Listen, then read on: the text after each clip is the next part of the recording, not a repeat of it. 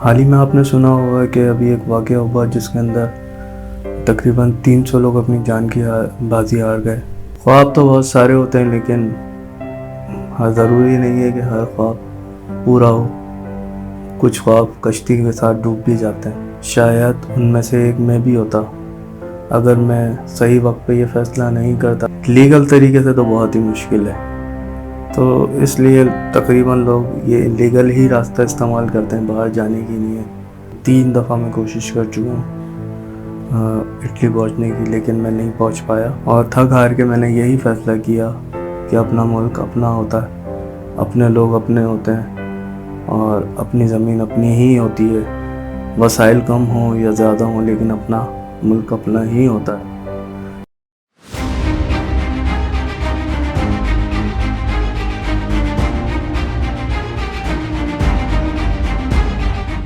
ایک ایسا سفر جس میں غیر قانونی راستے اور الیگل طریقے سے بارڈر کو کراس کیا جاتا ہے، یہ ایک انتہائی خطرناک، خوفناک اور مہنگا سفر ہے جس میں جان اور مال دونوں کی کوئی گارنٹی نہیں۔ جی ہاں، میں بات کر رہا ہوں ڈنکی کی۔ یہ ایک موت کا سفر ہے اور اس موت کے سفر کا آغاز کوئٹہ سے کیا جاتا ہے۔ کوئٹہ سے پھر ہمیں بندہ ملا جس نے ہمیں گاڑی میں بٹھا کے تافتان کی طرف گئے۔ تافتان پہنچنے سے کچھ ٹائم پہلے ہی، تقریباً سمجھیں 30-35 کلومیٹر یا 40 کلومیٹر پہلے، تافتان بارڈر سے ہمیں روک لیا گیا، اور زمبات گاڑی جو وہاں پہ لوکل ٹرانسپورٹ بلوچستان میں چلتی ہے، اس کے اندر بارڈر ایریاز کے اندر جو گاڑی چلتی ہے زمبات، اس کے اندر ہمیں بٹھا دیا۔ ہم تقریباً 50-60 لوگ تھے، ان کو بھیڑ بکریوں کی طرح سے اس گاڑیوں کے اندر بٹھا دیا گیا اور بارڈر کی طرف نکل گئے۔ بارڈر سے کچھ ٹائم پہلے ہی تو ان گاڑیوں نے ہمیں اتار دیا اور پیدل کر دیا، اور جو بندہ تھا وہ بھی پیچھے رک گیا۔ ڈر تو تھا ہی، لیکن ڈر کے آگے جو تھا وہ اصل جو ہمیں کچھ اور نظر آ رہا تھا، وہ ہمیں اپنا بہتر مستقبل نظر آ رہا تھا، جس کی طرف ہم بھاگتے چلے گئے۔ بارڈر کو کراس کر گئے، تھوڑا سا آگے بڑھے تو فائرنگ شروع ہو گئی ہم پر۔ جو اس میں بہت سارے لوگ جو تھے ہمارے، وہ پکڑے گئے، لیکن ہم لوگ آگے بڑھ گئے اور ان سے بچ گئے بارڈر پولیس سے، تو ہم لوگ آگے بڑھ گئے۔ آگے بڑھ کے پھر اور کھانا پینا کچھ نہیں تھا وہاں، ہم نے پہاڑ پہ تقریباً 2 دن گزارے۔ ایجنٹس ان سے لاکھوں روپے لے کر یورپ جانے کے خواہش مندوں کو بہترین سنہرے خواب دکھاتا ہے۔ اصل سفر نامہ تو اب شروع ہوتا ہے۔ ترکی بارڈر پر جیسے ہی ہم پہنچتے ہیں، بارڈر پولیس ہوتی ہے، اس نے ہمیں گرفتار کر لیا۔ تشدد، مار پیٹ، سارے مظالم شامل تھے۔ انہوں نے ہمیں واپس ایران بارڈر پہ لا کے چھوڑ دیا، ایران پولیس کے حوالے کر دیا، بارڈر پولیس کے۔ انہوں نے اپنی انویسٹیگیشن اور یہ اور وہ ساری چیزیں، اور جس کے اندر مار کٹائی شامل ہے، تشدد، بڑا بھیانک تشدد کیا گیا، جس کے نتیجے میں وہاں کچھ لوگوں کے ہاتھ پیر ٹوٹ گئے اور بیچارے زندگی بھر کے لیے معذور ہو گئے۔ اتنا تشدد کرنے کے بعد انہوں نے ہمیں لا کے بارڈر پہ چھوڑ دیا۔ پھر وہاں سے جیسے تیسے کرتے کرتے ہم اپنے واپس ملک میں پہنچے اور اپنے گھر پہنچے۔ پھر کچھ ٹائم کے بعد ایجنٹ کی دوبارہ کال آئی، اب حالات بہتر ہو گئے اور اب یہ ہو گیا اور وہ ہو گیا اور فلانا۔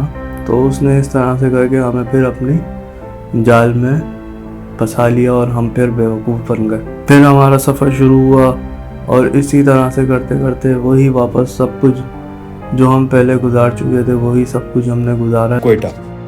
کوئٹہ بلوچستان کے ضلع نوشکی سے نوکھنڈی تقریباً 415 کلومیٹر۔ نوکھنڈی کو پروردگار نے اتنا زرخیز پہاڑوں اور قیمتی اشیاءوں سے نوازا۔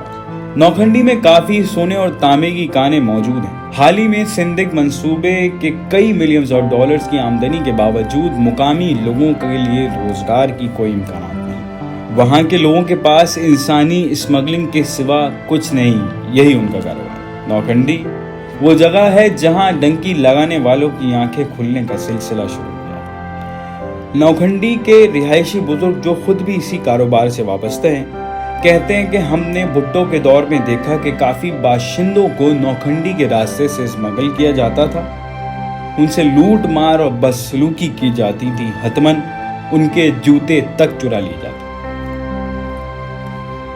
बलूचिस्तान अपने वसी खुली जगहों और ईरान और अफगानिस्तान के साथ मुत्तसिल सरहदों के साथ कई दिहाइयों से इंसानी स्मगलिंग के एक बड़े रैकेट की मेजबानी कर रहा है।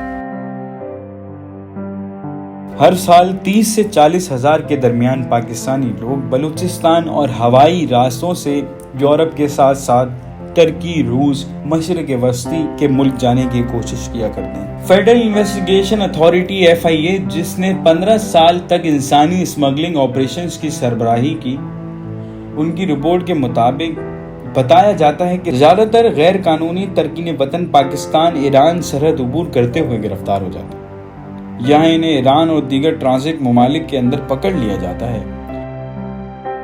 FIA के रिकॉर्ड के मुताबिक गुज़िश्ता साल तकरीबन 26,000 पाकिस्तानियों को ईरान ने डिपोर्ट किया। इस दफ़ा हम तुर्की भी क्रॉस कर गए। हमारा मकसद जो था वो इटली ही था। पहुंचने के वहाँ पहुंच के कुछ बेहतर रोज़गार ढूंढना था। तो अब जब तुर्की बॉर्डर क्रॉस करके तुर्की पहुंच गए, तुर्की में कुछ दिन तकरीबन हम लोग 1 महीना वहाँ पे रुके, जिसके अंदर हमारे पास खाने पीने के लिए कुछ नहीं था, बस अल्लाह का नाम था और हम लोग थे। खाना पीने के अंदर कुछ बिस्किट वगैरह, बस वो 1 आध 2 खा पी के अपना गुजारा करके हम लोग बस समझे ज़िंदा रहने के लिए, बस यही था। और इस दफ़ा हमें लीबिया इंटरनेशनल बॉर्डर के ऊपर जो है, मतलब पानी के अंदर, तो वो पकड़ के फिर वो वापस हमें तुर्की करते हैं, तुर्की फिर ईरान के बाद वापस पाकिस्तान। इसी तरह से जो पहले हुआ हमारे साथ, इतना अरसा वापस वहाँ पे हमारा वक्त ज़ाया हुआ, जिसके अंदर तशद्दुद और ये और वो बड़े बुरे हालात थे रास्ते के अंदर। कुछ मकामात तो ऐसे थे जहाँ से मतलब एजेंट मार पीट और ये वो कर दिया करते थे। बस ये समझे कि एक बकरा मंडी जिस तरह से होती है, उसी तरह से एक माहौल था कि हमारी बोलियां लगती थी। एक शहर से जब दूसरे मुल्क जाते थे तो वहाँ पे बोलियां लगती थी, एक दूसरे को बेच दिया जाता था। एक एजेंट दूसरे एजेंट से सौदा कर देता था हमारा, फिर वो दूसरा एजेंट तीसरे एजेंट से हमारा सौदा करता था। इसी तरह से हम भेड़ बकरियों की तरह बिक रहे होते थे। हाल ही दिनों में गैर कानूनी इटली जाने वालों की कश्ती डूबने के बाद एक सवाल उन एजेंट्स के बारे में भी किया जा रहा है जो लोगों को इन रास्तों पर ले जाते हैं। क्वेटा से मुख्तलिफ गैर कानूनी रास्तों से यूरोप पहुंचाया जाता है। राब्ता करने के बाद तकरीबन 3 मुख्तलिफ एजेंट्स की ये जिम्मेदारी लगाई जाती है कि वो पहले इनको क्वेटा से ईरान, ईरान से टर्की और टर्की के बाद यूरोप पहुंचा दें। इस काम में बहुत खतरे हैं और जान की कोई गारंटी नहीं।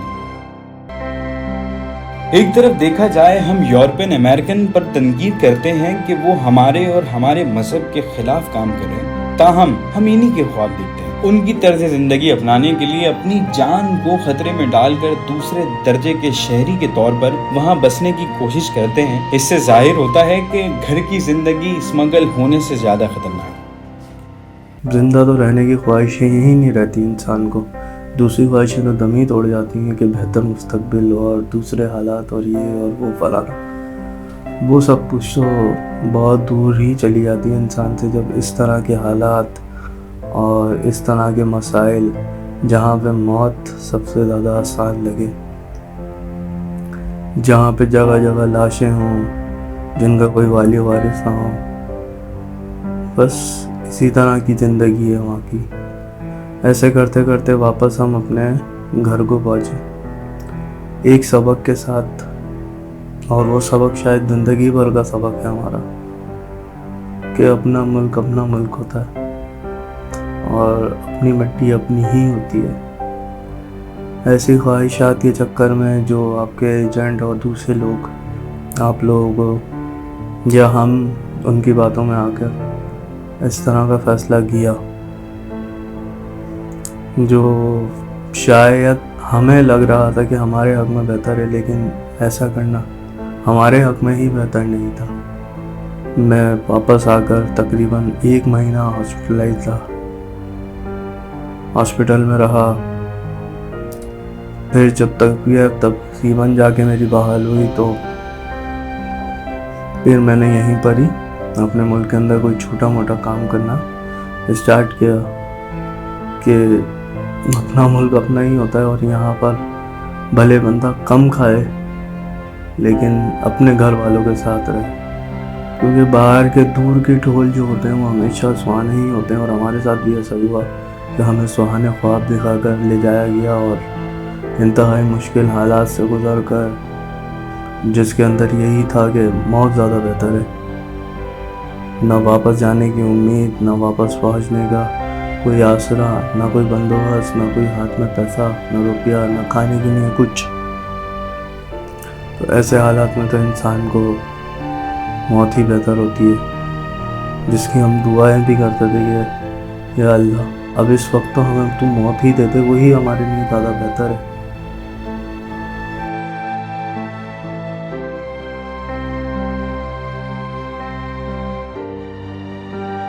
میری دعا ہے ہم باحیثیت قوم ترقی کر سکیں، کسی طرح اگر تعلیم کو اولین ترجیح بنایا جا سکے۔ یہی نصیحت ہے آپ لوگوں کو میری کہ خدا را ایسا کام نہ کریں جس کی وجہ سے آپ کے گھر والے، آپ کے دوست احباب اور رشتہ دار پریشان ہوں یا اس اذیت سے گزریں جس اذیت سے میرے گھر والے گزرے۔ تو ایسا کام نہ کرو اور ایسا فیصلہ نہیں کریں۔ اگر کچھ لوگ جانے کا ابھی بھی سوچ رہے ہیں تو وہ خدا را سنبھل جائیں اور کچھ لوگوں سے نصیحت لیں جو لوگ اب واپس آ چکے ہیں اور شاید زندگی بھر کا سبق لے کر واپس آئیں کہ یہ ممکن نات میں سے نہیں ہے۔ اور جو لوگ وہاں پہ پہنچ بھی گئے ہیں تو ایسا نہیں ہے کہ وہ لوگ بہت زیادہ ویل سیٹ ہو گئے ہوں اور بہت بہترین زندگی گزار رہے ہوں یا وہ اپنے گھر والوں کے لیے بہت اچھا کچھ کر رہے ہوں۔ وہ لوگ وہاں پہ پہنچ کر بھی آج بھی پریشان ہیں، جن کو وہاں پہ رہتے ہوئے 10 سال ہو گئے، وہ آج بھی وہاں پہ بہت پریشان ہیں۔ کوئی کام دھندہ نہیں ہے، رہنے کے لیے کوئی جگہ نہیں ہے، روڈوں پہ، جنگلوں میں، ایسی جگہوں پہ گزارا بسر کر رہے ہیں۔ تو ان کے لیے بھی وہاں پہ پہنچنا اب ایسا ہی ہے کہ بندہ نہ گھر کا رہتا نہ گھاٹ کا رہتا۔ ایسے ہی کہانی ان کے ساتھ بھی ہے جو وہاں پہ پہنچ گئے۔ تو کہیں اگر آپ لوگوں نے جانا بھی ہے تو لیگل طریقے سے جائیں، کام کریں، محنت کریں، اور سب سے پہلے تو یہی کوشش کریں کہ اپنے ملک کے اندر ہی حالات اس طرح کے شاید نہیں ہیں ہمارے ملک کے بندہ اپنے ملک کے اندر ہی کوئی کام دھندہ کرے یا کچھ کرے، یا روزگار کے لیے جابیں نہیں ہیں۔ اسی وجہ سے ہم بھی پریشان ہو کر گئے تھے، لیکن جو وہاں کے حالات ہیں اس کے بعد تو بہتر یہی لگتا ہے کہ انسان کچھ بھی کرے اپنے ہی دیش میں کرے، اپنے ہی ملک میں کرے۔ تو یہ آپ لوگوں سے میری ریکویسٹ ہے، درخواست ہے، گزارش ہے کہ سوچیے گا ضرور۔ اب ہماری حکومت اور اداروں کو مزید کسی ثانیے کا انتظار نہیں کرنا چاہیے، اس پر فوری ایکشن لینا چاہیے۔ یہ موت کا سفر اب بند ہونا چاہیے تاکہ اس ملک کے ستارے پہ نفس عاتك كوام دار خسدن دست بين خو ذكرني نام دار خسدن